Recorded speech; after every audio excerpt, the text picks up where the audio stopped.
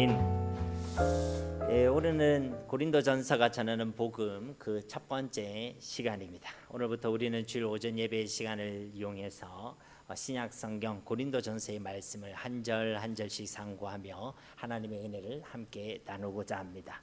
우선 우리가 오늘부터 살펴볼 이 고린도전서는 지금으로부터 약 2000년 전에 사도 바울이 3차 선교 여행 중에 에베소 지역에 머물면서 이전에 그가 전도했던 2차 선교 여행 때 전도했던 그 고린도 지역을 향해 보내는 편지의 말씀입니다.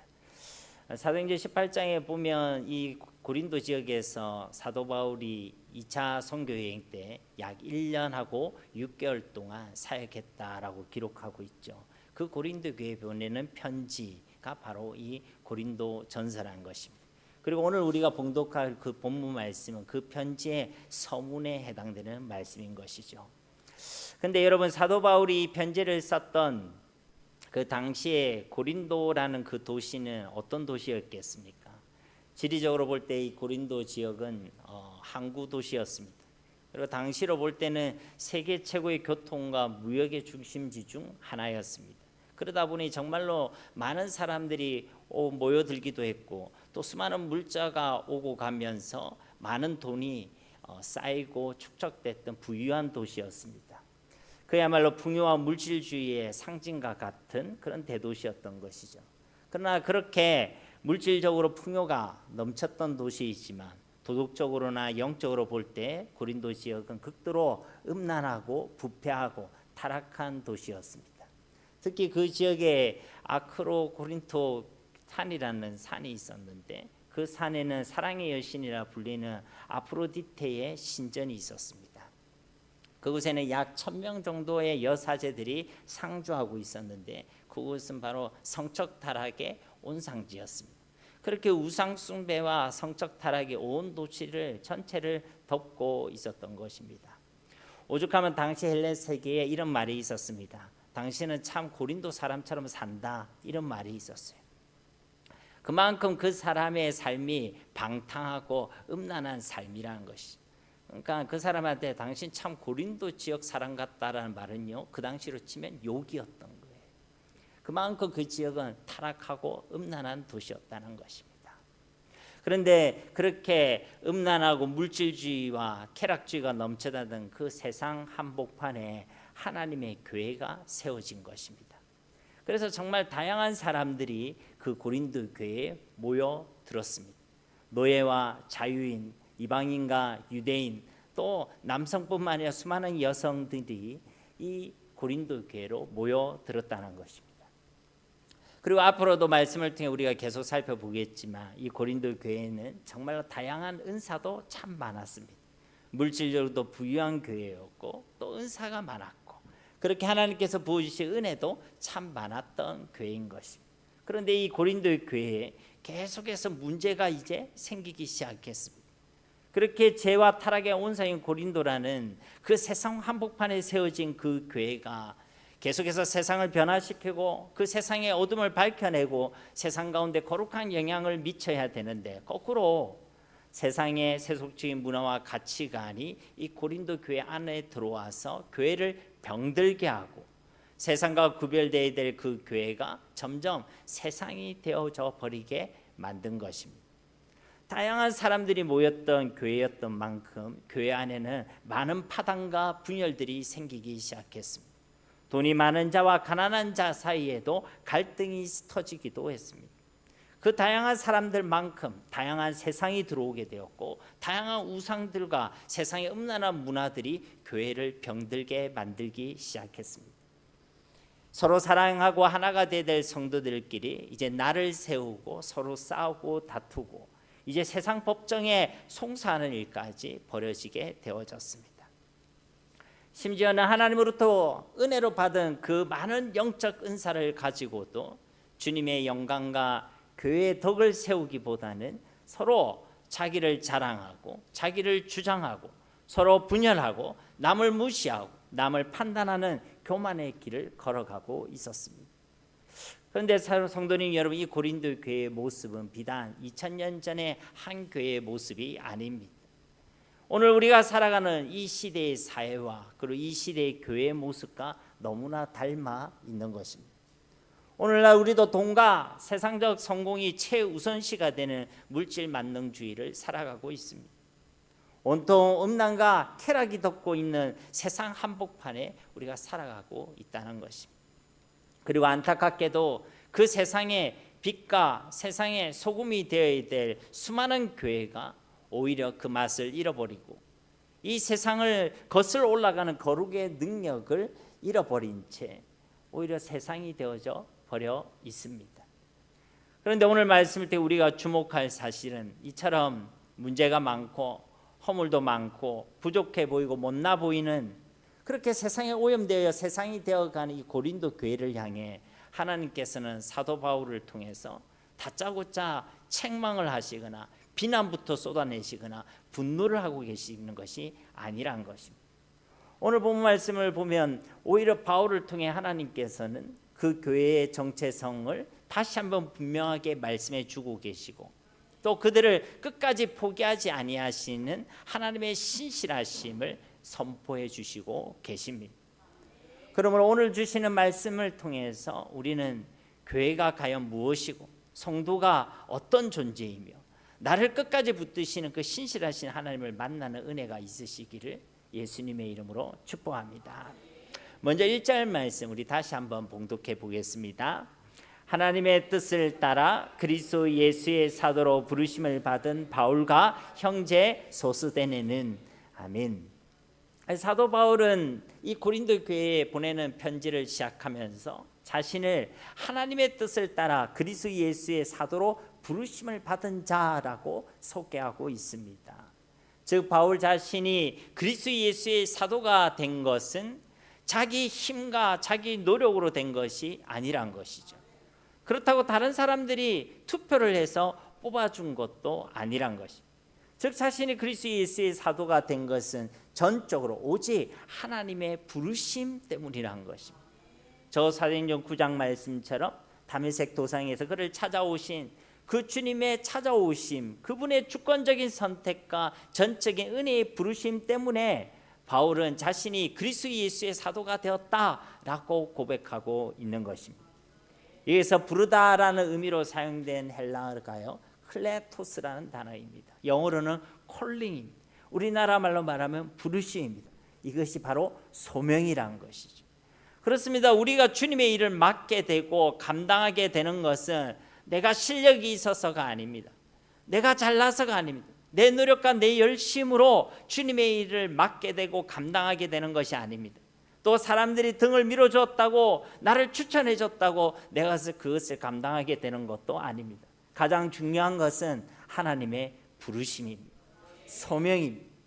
우리에게는 아무런 자격이 없다 할지라도 주님께서 주님의 뜻, 당신의 뜻을 따라 우리를 부르셨다면 그 부르심이 우리에게 가장 중요한 자격이 되게 되는 것입니다. 우리 하나님은 실력이 없으신 분이 아니십니다. 실수하시는 분도 아니십니다. 모든 것을 아시는 전지하신 하나님이시고 모든 것을 하실 수 있는 전능하신 하나님이십니다. 그런데 그 하나님께서 당신의 뜻을 따라서 저와 여러분을 부르셨다는 것입니다. 그러니 자꾸만 스스로를 보면서 나는 자격이 없다, 자격이 안 된다 그렇게 하지 마시기 바랍니다. 또 반대로 나만큼 자격이 있는 사람이 어디 있어? 라고 교만치도 마시기 바랍니다. 그렇게 자꾸만 우리 하나님이 마치 실수하시는 것처럼 실력이 없는 것처럼 하나님을 불신하고 하나님을 의심하지 마시라는 것입니다. 진실로 하나님이 어떤 분이신지를 믿으시고 그 하나님의 부르심이 가장 중요한 자격이고 가장 충분한 자격임을 기억하셔서 항상 감사하시고 그 부르심의 기쁨으로 순종하시기를 예수님의 이름으로 축복합니다. 계속해서 바울에게 하나님의 뜻을 따라 부르심이 바로 소명이라면 이제 그리스도 예수의 사도로 살아가는 것은 바울의 유일한 사명입니다. 사도라는 직분의 핵심은 높은 지위나 우월한 지위가 아닙니다. 그 사도라는 직분의 핵심은 하나님께서 부르신 소명과 맡기신 사명에 있는 것입니다. 우리에게 주신 직분의 핵심도 동일한 것입니다. 직분은 직급이나 지위의 높음이나 신앙의 우월함이 아닙니다. 우리에게 그 직분을 주시면서 맡겨주신 그 사명에 그 귀한 직분의 핵심이 있는 줄로 믿습니다. 그러므로 저와 여러분들은 우리에게 주신 그 직분, 맡기신 그 직무 앞에서 하나님께서 우리를 부르신 그 소명의 은혜를 충분하고 완전한 자격으로 이해하시고 하나님께서 그 직분과 함께 사명을 맡기시고 보내셨음을 항상 기억하시고 늘 믿음의 신실하심으로 우리에게 주신 그 사명을 감당하는 자들이 다 되시기를 예수님의 이름으로 건면합니다. 다시 본문 말씀으로 돌아와서 그런데 사도 바울은 이 서신의 서두에서 왜 이와 같이 자신이 하나님으로부터 받은 소명과 사명으로 인해 그리스도 예수의 사도가 된 것을 언급하고 있습니까? 간단히 그 이유를 말씀드리자면 고린도 교회 안에 바울 저 사람은 진짜 사도가 맞는가? 라는 바울의 사도권을 의심하고 비난하는 자들이 있었기 때문입니다. 그러나 바울은 이런 사람들의 평가에 흔들리지 않았습니다. 그래서 나의 사도됨은 사람에게서 난 것이 아니요 오직 하나님의 뜻과 그 부르심에 근거한 것이다 라고 선포하고 있는 것입니다. 그렇습니다. 사랑하는 성도 여러분, 오늘 저와 여러분이 죄와 사망의 권세로부터 구원을 받게 된 것도 또 주님의 몸된 교회에서 직분과 직무를 받아서 예배하며 주님의 교회를 섬길 수 있게 된 것도 우리에게 그 어떤 자격이 있어서가 아닙니다. 오직 나를 찾아와 나를 불러주신 하나님의 뜻과 하나님의 부르심 때문인 줄 믿습니다. 사람들은 자꾸만 자격을 따집니다. 고린도 교인이 바울에게 자격을 따졌던 것처럼 계속 자격을 묻습니다. 스스로도 자기에게 자꾸만 자격을 묻고 있다는 것이죠. 다시 말씀드리지만 하나님의 부르심이고 자격인 것입니다. 사랑하는 성도 여러분, 여러분은 어떠하십니까? 여러분들에게는 교회를 향한, 성도를 향한, 열방을 향한 하나님의 부르심, 소명이 있으십니까? 그러면 충분한 것입니다. 그 소명이 가장 완전하고 가장 충분한 자격임을 결코 잊지 마시기 바랍니다. 그래야 오늘 말씀에 이 바울과 같이 사람의 시선에도 사람의 비난에도 또 어떤 상황과 환경 속에서도 흔들리지 않고 끝까지 우리에게 맡겨주신 그 사명의 자리를 지킬 수가 있습니다. 그리고 1절 말씀에는 바울 자신 외에도 또 다른 한 사람의 동역자의 이름을 밝히고 있습니다. 바로 소스데네입니다. 사도행전 18장에 보면 이 소스데네는 바울이 처음 고린도 지역에 전도하러 갔을 때에 당시 유대 해당의 해당장이었던 인물입니다. 그랬던 인물이 이제 그 해당장의 자리도 내려놓고 또 그 고린도 지역에서의 안정적이고 보장되었던 그 개인의 삶도 내려놓고 이와 같이 바울을 따라다니는, 바울을 동역하는 바울의 동역자가 된 것입니다. 왜냐하면 이 소스데네가 세상의 그 어떤 직분과 부귀 영화보다 예수님을 더 귀한 것으로 발견했기 때문이고 개인적으로는 이와 같이 바울의 사역을 돕고 동역하는 것이 주님께서 자신을 부르신 소명이요 맡겨주신 사명임을 깨달았기 때문인 것입니다. 저와 여러분 모두도 세상의 부나 내 삶의 안이나 다른 어떤 것을 위하여 따라가는 자들이 아니라 하나님께서 부르신 소명을 따라가고 하나님 맡겨주신 사명을 따라가는 자들이 되어야 할 줄 믿습니다. 계속해서 2절 말씀을 보시면 2절 말씀에는 이 서신의 수신자가 누구인지를 말씀해 주신과 동시에 교회가 어떤 존재인지, 교회가 무엇인지 그것을 우리에게 분명하게 말씀해 주고 있습니다. 2절 말씀도 함께 봉독해 보겠습니다. 고린도에 있는 하나님의 교회 곧 그리스도 예수 안에서 거룩하여지고 성도라 부르심을 받은 자들과 또 각처에서 우리 주 곧 그들과 우리의 주 되신 예수 그리스도의 이름을 부르는 모든 자들에게 아멘. 2절 말씀을 보시면 지금 바울이 고린도 교회를 무엇이라고 부르고 있습니까? 첫째로는 고린도에 있는 하나님의 교회라고 부르고 있습니다. 그렇습니다. 바울은 이 고린도 교회의 진정한 주인이 누구이신지를 정확하게 알고 있습니다. 그래서 이 고린도 교회가 비록 고린도라는 음란하고 부패하고 타락한 세상 한복판에 위치해 있지만 그 교회를 주관하시고 그 교회와 함께 하시고 그 교회를 다스리고 계시는 주인이 바로 하나님이심을 이와 같이 분명히 고백하고 있는 것입니다. 고린도 교회뿐만 아니라 이 땅에 있는 모든 교회의 주인은 목사님이 아닙니다. 그렇다고 성도님들이 주인이 되는 것도 아닙니다. 교회의 주인은 오직 주님 한 분밖에 없습니다. 마태복음 16장 18절 말씀에도 또 내가 네게 이르노니 너는 베드로라 내가 이 반석 위에 내 교회를 세우리니 음부의 건세가 이기지 못하리라. 아멘. 예수님께서도 교회를 말씀하실 때 내 교회다라고 말씀하셨습니다. 주님의 교회라는 거예요. 사도행전 20장 28절 말씀에도 보시면 여러분은 자기를 위하여 또는 온 양떼를 위하여 삼가라. 성령이 그들 가운데 여러분을 감독자로 삼고 하나님이 자기 피로 사신 교회를 보살피게 하셨느니라. 아멘. 교회를 하나님께서 당신의 피로 사신 교회라라고 말씀하고 계십니다.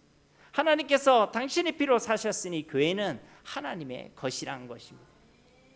그렇기 때문에 우리가 교회를 섬긴다는 것은 곧 주님을 섬기는 것이고 우리가 교회를 사랑한다는 것은 곧 주님을 사랑하는 일인 줄 믿습니다. 왜냐하면 교회는 주님의 것이고 교회는 주님의 몸이기 때문에 그런 것입니다.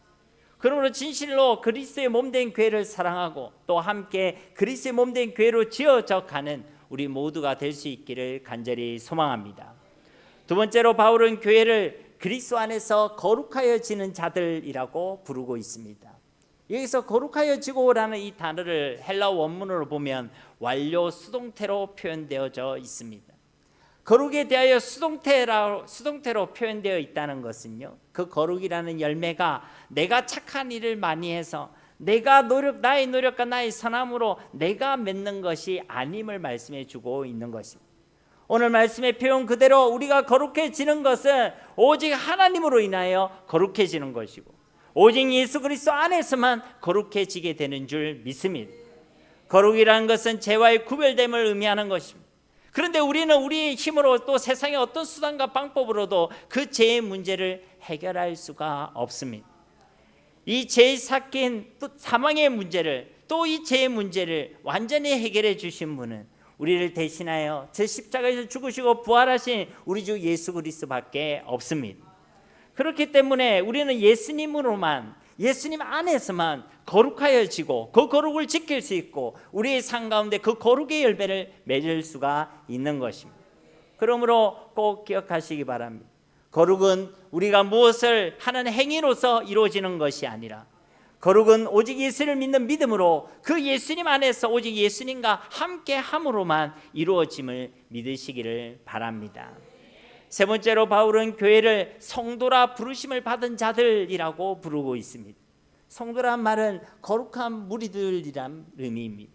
그런데 이 바울이 편지를 보낼 쯤에 고린도 교회의 모습은요, 거룩이란 단어와는 정말 거리가 먼 그런 상황과 모습 가운데 있었습니다. 그들은 서로 분열하고 파당을 짓고 서로 치지고 뽑고 싸우고 있었습니다. 영적으로도 도덕적으로도 심각한 제약과 타락과 방종 가운데 있었습니다. 그야말로 그리스의 향기가 아니라 세상 냄새가 제약의 냄새가 진동하는 그런 세상이 되어져 버려 있었던 것입니다.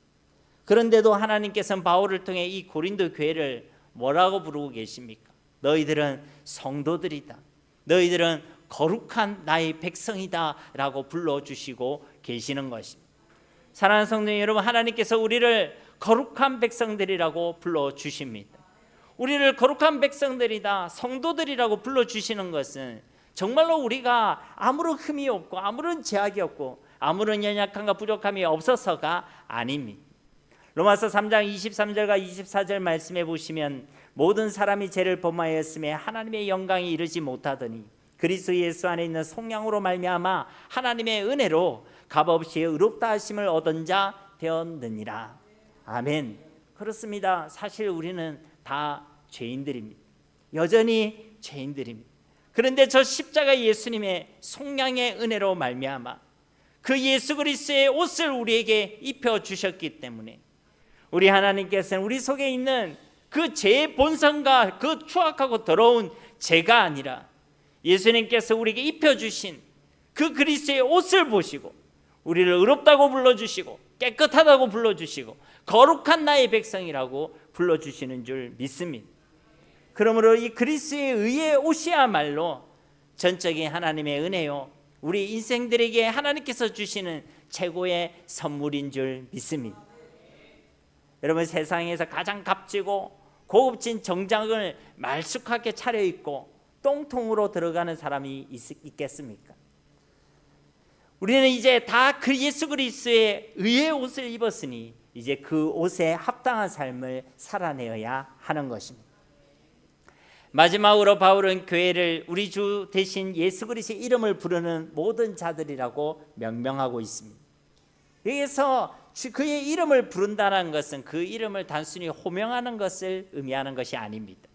사도행전 2장 21절 말씀에 보시면 누구든지 주의 이름을 부르는 자는 구원을 받으리라 하였느니라. 여기서 주의 이름을 부른다는 것은 그냥 그 이름을 호명하는 것이 아닙니다. 그 존재가 누구인지를 알고 그 존재를 믿음으로 받아들이는 것을 의미하는 것입니다. 그렇습니다. 단순히 교회를 출석하는 사람이 성도가 아닙니다. 성도는 예수님이 누구인지를 진실로 아는 자들이고 그 예수님을 나의 주로 나의 하나님으로 믿음으로 받아들이는 자들이 바로 성도들인 것입니다. 예수님은 인류 역사상 가장 위대하고 훌륭한 위인이 아닙니다. 예수님은 참 하나님이십니다.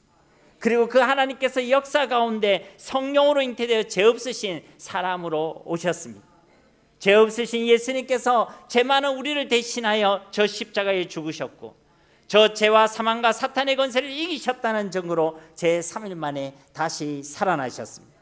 그래야 구약에서부터 예언되어 왔던 그리스도의 심을 스스로 증거하시고 우리의 구원자가 되어주신 줄 믿습니다. 사랑하는 성도님 여러분, 예수님을 진짜 알고 믿고 계십니까? 진실로 예수님을 나의 하나님으로 나의 주로 우리의 심령 가운데 영접하셨습니까? 그러하시다면 이와 같이 우리의 주가 되시는 예수 그리스도의 이름을 부르는 자들이야말로 진짜 구원의 은총을 받은 하나님의 자녀들, 진짜 하나님의 나라를 유업으로 받게 되는 하나님 나라의 거룩한 성도인 줄 믿습니다. 이어지는 3절 말씀 이와 같이 믿음으로 주의 이름을 부르는 교회와 성도들에게 주시는 축복의 말씀입니다. 3절 말씀을 보시면 하나님 우리 아버지와 주 예수 그리스도로부터 은혜와 평강이 있기를 원하노라. 세상은 우리에게 세상의 소유의 많음과 높은 지위가 우리에게 평강을 줄 것이라고 속입니다. 그런데 속지 마시기 바랍니다. 참된 은혜와 평강은 오직 하나님만이 주실 수 있는 것이고 오직 예수 그리스도를 통해 우리에게 주시는 것입니다. 여러분, 은혜가 무엇입니까?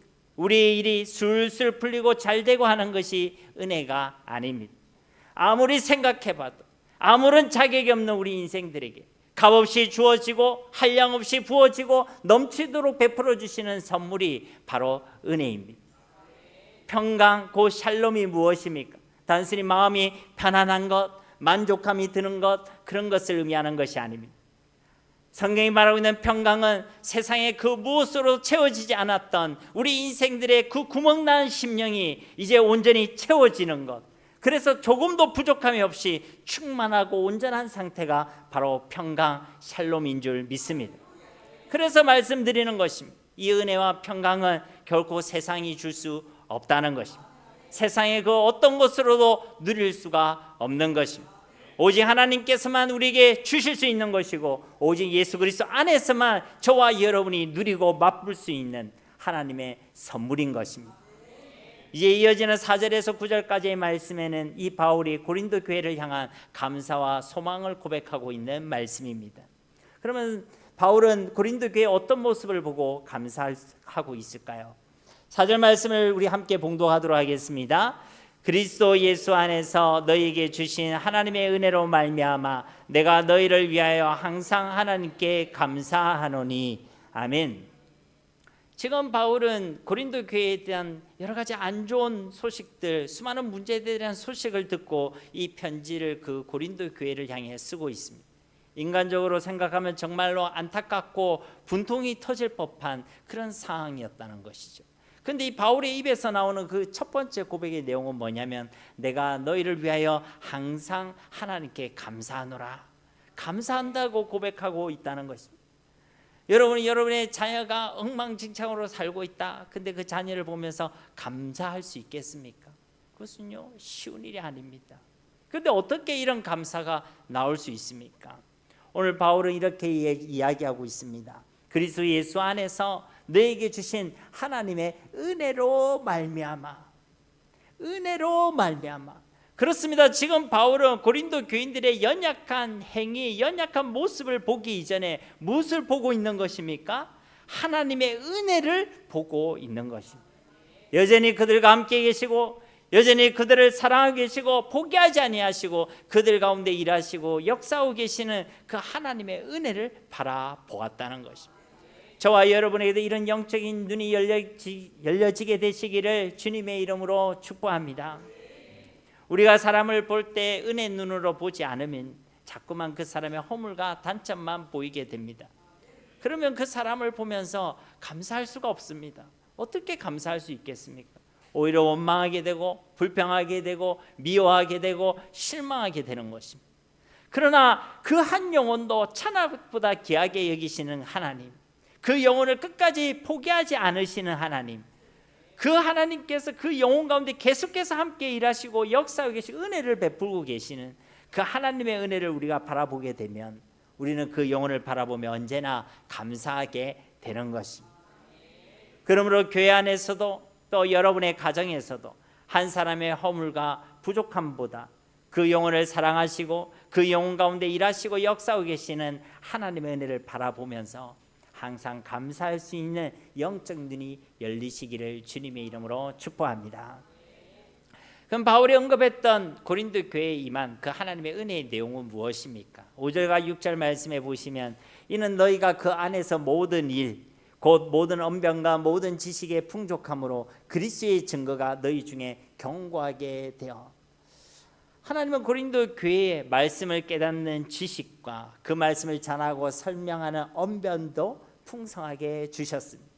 그리고 그들의 심령 속에 복음, 곧 그리스도의 증거도 확고하게 뿌리를 내리게 하셨습니다. 그런데 문제는 그렇게 하나님께 주신 그 은혜를 가지고 그 언변과 지식과 신앙을 가지고 교회를 세우는 데 사용한 것이 아니라 그 은혜와 은사들을 가지고 자기를 자랑하고 자기를 높이고 다른 사람을 판단하고 다른 사람을 비판하고 파당을 나누고 편을 나누는데 사용했다는 것입니다. 7절 말씀도 보십시오. 너희가 모든 언사에 부족함이 없이 우리 주 예수 그리스도의 나타나심을 기다립니다. 너희 모든 언사에 부족함이 없다는 거예요.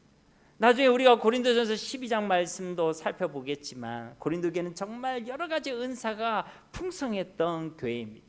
그런데 그 은사를 가지고 하나님의 나라와 교회의 덕을 세우는 일에 사용한 것이 아니라 다른 영혼을 섬기고 다른 영혼을 세우는 일에 사용한 것도 아니라 단지 자기만을 위해서 사용하고 자기를 가시하고 남을 무시하는 데에만 사용했다는 것입니다. 우리는 그런 고린도 교회의 모습을 앞으로 계속해서 살펴보게 될 것입니다. 사랑하는 성도님 여러분, 하나님께서 오늘 우리에게 주신 건강, 재물, 재능, 직분, 영적 은사는 내 이름을 드러내라고 우리에게 주신 것이 아닙니다. 오직 그리스도를 증거하라고, 교회를 세우라고, 영혼을 도우라고, 영혼을 살리라고, 다시 오실 주님을 거룩하게 기다리라고 우리에게 베풀어 주신 선물임을 결코 잊지 마시기 바랍니다. 그 모든 은사에는 하나님 우리에게 맡기신 사명이 함께 있는 것입니다. 그리고 우리 주 예수 그리스도의 나타나심을 기다립니다. 무슨 말입니까? 우리 주님께서 다시 오실 날을 기다리는 종말론적인 신앙도 그들이 원래는 가지고 있었다는 것입니다. 그런데 그것이 과거형으로만 남는 순간 그 어떤 교회도 무너지게 되는 것입니다. 그 어떤 은사를 받았든지 그 어떤 은혜를 받았든지 그것이 그냥 과거형으로만 남는다면 그 누구도 견고히 서 있을 수 없다는 것입니다. 그러므로 자꾸만 나 때는 말이야 하면서 과거에만 머물지 마시고 그 과거에 감사하시고 그 과거의 은혜를 디딤돌로 삼으셔서 지금 현재도 하나님과 교제를 나누시고 지금 현재도 더욱 하나님의 은혜로 충만하시기를 간절히 소망합니다. 그리고 이제 8절 말씀입니다. 8절 말씀 함께 봉독하겠습니다. 주께서 너희를 우리 주 예수 그리스도의 날에 책망할 것이 없는 자로 끝까지 경고하게 하시리라. 아멘. 이 8절 말씀에 교회를 향한 우리의 소망이 담겨져 있습니다. 여기서 책망할 것이 없는 자라는 것은 고소할 것이 없는이라는 의미를 가지고 있습니다. 그러니까 장차 이 땅에 임하게 될 그 주님의 날에 그 심판대 앞에서 그 하늘의 법정 앞에서 우리를 고소할 것이 없는 자로 세워주신다는 것입니다. 아니 지금 우리가 고린도전서 1장 시작 부분을 보고 있어서 그렇지 당장 다음 주 우리가 살펴볼 말씀만 해도 이 고린도 교회를 보면 문제가 얼마나 많은지 모릅니다. 책망할 일이 얼마나 많은지 모릅니다. 그런데 그 주님의 날에 주님 앞에서 책망할 것이 없는 자로 서게 된다는 것입니다. 어떻게 말입니까? 오늘 말씀에 주께서 너희를 끝까지 경고하게 하시리라. 오늘 설교 제목이기도 한 것이죠. 그렇습니다. 주님께서 결코 우리를 떠나지도 포기하지도 않으시고 끝까지 우리를 경고하게 하신다는 것. 이것을 우리는 성도의 견인이라고 말합니다. 우리는 결코 온전하지 않습니다. 때때로 흔들리고 넘어집니다. 때때로 믿음의 길을 걷지 못하고 또 의심하고 불신합니다. 때때로 주님이 아니라 세상을 향해 달려갈 때도 많이 있습니다. 그렇게 우리 역시도 고린도 교회 교인처럼 살아갈 때가 많이 있다는 것입니다. 그래도 된다거나 그것을 잘했다라고 말하는 것이 아닙니다. 그러나 그런 우리 주님께서는 결코 가만히 내버려 두지 아니하신다는 것입니다.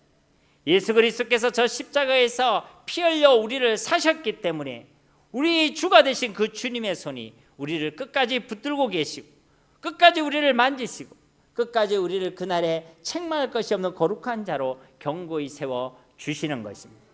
요한복음 10장 28절 말씀에도 보시면 내가 그들에게 영생을 주노니 영원히 멸망하지 아니할 것이요 또 그들을 내 손에서 빼앗을 자가 없느니라. 아멘.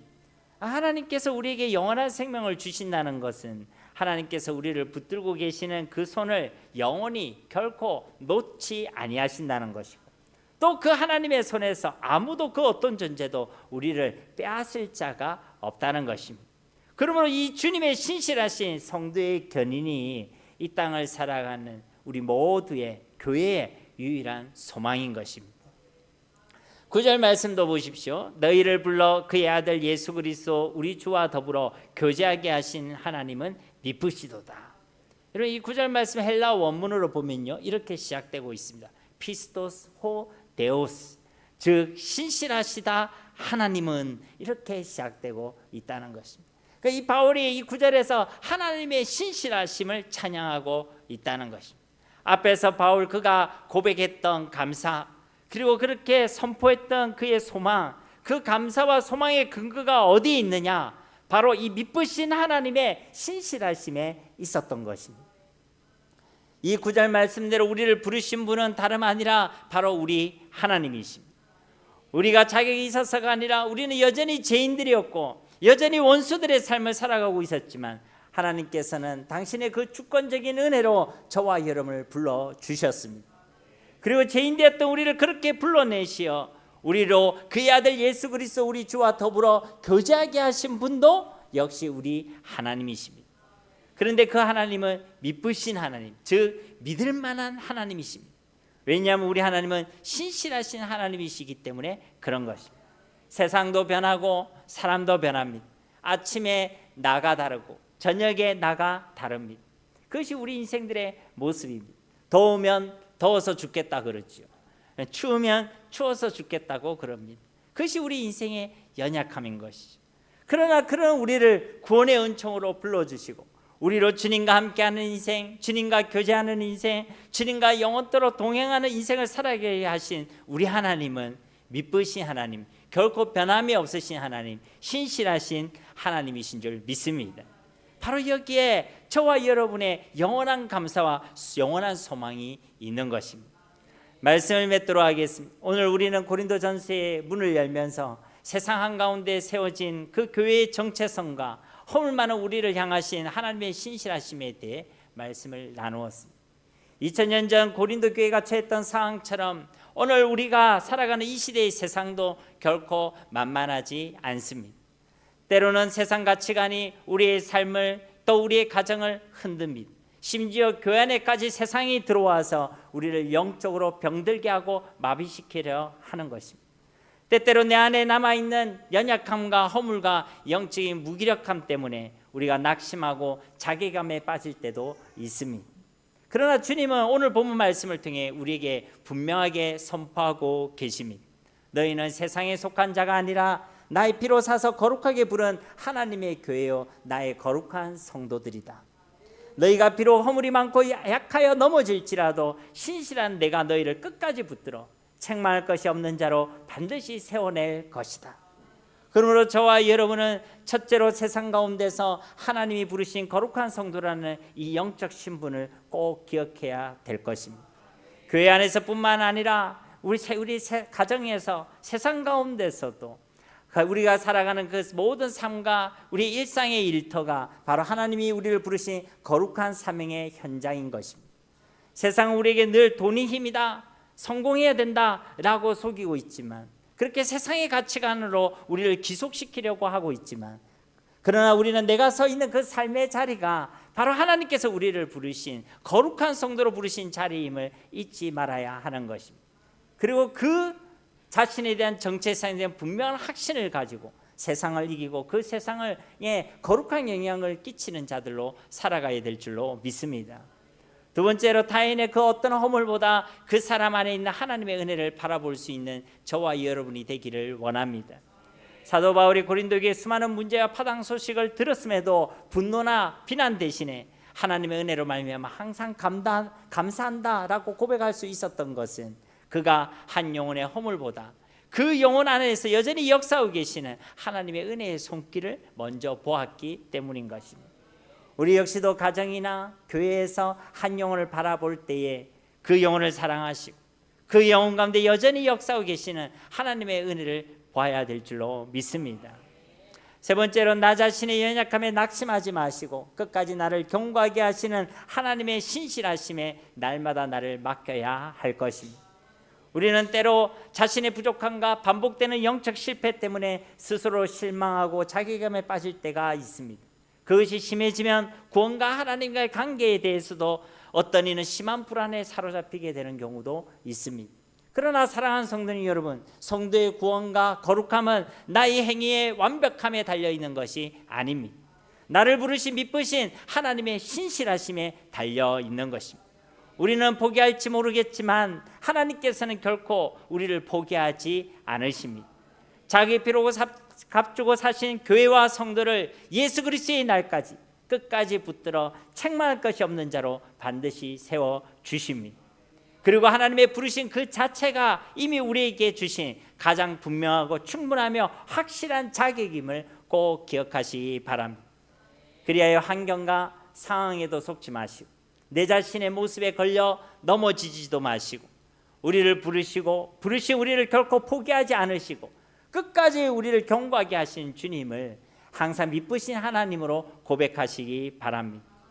이번 한 주간도 나를 그런 하나님의 거룩한 백성으로 성도로 사명자로 불러주시고 끝까지 책망할 것이 없는 자로 세워가실 신실하신 하나님만을 온전히 바라보시고 승리하시기를, 그리고 그 주님 안에서 세상이 결코 줄 수 없는 이 은혜와 평강을 충만히 누리시기를 예수님의 이름으로 간절히 축원드립니다. 우리 이 시간 말씀 붙들고 함께 기도하기를 원합니다. 세상 속에서 하나님께서 부르신 그 성도와 사명자의 그 정체성을 우리가 끝까지 지키게 하옵소서. 타인의 허물보다 그 영혼 속에 역사하시는 하나님의 은혜를 바라보게 하옵소서. 나 자신의 연약함에 낙심하지 말고 하나님의 부르심에 또 끝까지 나를 경고케 하실 신실하신 하나님을 바라보게 하옵소서. 우리 함께 이 시간 말씀 붙들고 기도하겠습니다. 아버지 하나님 감사합니다. 오늘도 우리에게 하나님의 귀한 말씀을 주심을 감사드립니다. 주님, 우리가 살아가는 이 세상 가운데서 주께서 우리를 부르신 그 하나님의 부르심을 기억하는 자들이 되어지기 원합니다. 나의 거룩한 백성으로 성도로 사명자로 우리를 불러주신 그 정체성을 지켜내는 자들이 되어지기 원합니다. 물질주의와 쾌락주의가 넘쳐나는 이 세상 가운데서 맛을 잃어버린 자가 되지 않게 하시고 우리가 살아가는 일상과 일터가 하나님께서 부르신 거룩한 사명의 현장임을 기억하는 자들로 살아가게 하여 주시옵소서. 하나님의 부르심이 곧 나의 가장 완벽한 자격임을 믿게 하시고 예수 그리스도의 의의 옷을 입은 성도답게 세상 가운데 세상에 물들지 않게 하시고 이 세상을 살아가지만 세상에 속하지 않는 자들로 이 세상 속에서 거룩한 영향을 미치며 살아가는 주의 백성들이 다 되게 하여 주시옵소서. 타인의 어물보다 그 영혼 속에 역사하시는 하나님의 은혜를 바라볼 수 있는 영적인 눈이 우리 가운데 열리게 하여 주시옵소서. 가정과 교회 공동체 안에서 누군가 연약함과 부족함만을 바라보면서 비판하고 불평하던 우리의 어리석음과 우리의 마음을 내려놓게 하시고, 사도 바울처럼 그 한 영혼을 포기하지 않으시고 지금도 일하고 역사하고 계시는 하나님의 은혜를 먼저 바라보는 영적인 눈이 우리 가운데 열리게 하셔서 실망하지 않게 하시고 낙심하지 않게 하시고 불평하지 않게 하시고, 우리 하나님 우리를 통해 모든 깨어진 관계들이 회복되고 화평케 되는 역사들이 일어나게 하여 주시옵소서. 나 자신의 연약함에 낙심하지 않게 하시고 끝까지 나를 경고하게 하실 신실하신 하나님을 바라보게 하옵소서. 나의 반복되는 연약함과 영적 한계 때문에 자괴감에 빠지거나 낙심하거나 하나님 실망하지 않게 하시고 나를 결코 포기하지 않으시는 하나님을 바라보므로 하나님 우리가 늘 승리하는 자들 되게 하옵소서. 우리 주님의 날에 책망할 것이 없는 자로 끝까지 우리를 세워가실 주님의 강한 손을 의지하게 하시고 세상에 줄 수 없는 참된 은혜와 평강을 누리는 주의 백성들이 다 되게 하여 주시옵소서. 이 주님을 바라보 이번 한 주간도 세상 가운데 승리하는 주의 백성들 되게 하시고 우리를 향하신 그 하나님의 손이 결코 짧지 않음을 믿는 믿음이 우리 가운데 있게 하옵소서. 감사드리며 예수님의 이름으로 간절히 기도드립니다.